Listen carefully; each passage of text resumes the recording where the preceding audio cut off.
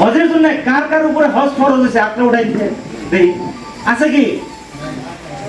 আমাদের এই বিটিসি থাকা 10 লক্ষ সংখ্যালঘু মানুষের ভিতরে এইবার মাত্র 62 জন মানুষ হজে গেছে সারা বিটিসির দিকে। কলিমা, নামাজ, রোজা এই তিনটা আমরা সবাই জন্য ফরজ, তাই না? হজ আর যাকাত ফরজ একমাত্র যার ধন সম্পত্তি আছে তাদের জন্য, অর্থাৎ ধনী মানুষ।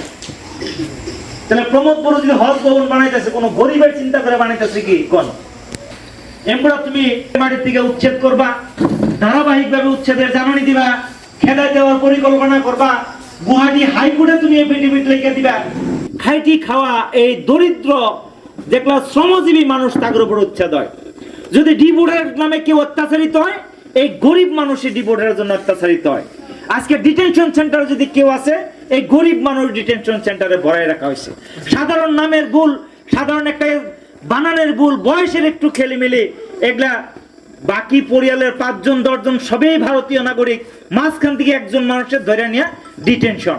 বিডিসির থেকে প্রায় 16 জন মানুষ আজকের তারিখে নিরুদ্দেশ।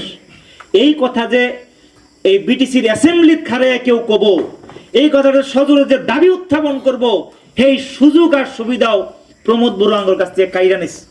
অর্থাৎ সাংবিধানিকভাবে যে অধিকার আমাদের কমসে কম একজন নমিনেটেড এমসিএল এর যে অধিকার, এই নমিনেটেড এমসিএল এর অধিকার এইবার কিন্তু প্রমোদ বড়ু কাইরা নেওয়া আমাদের পরিলক্ষিত হয়েছে।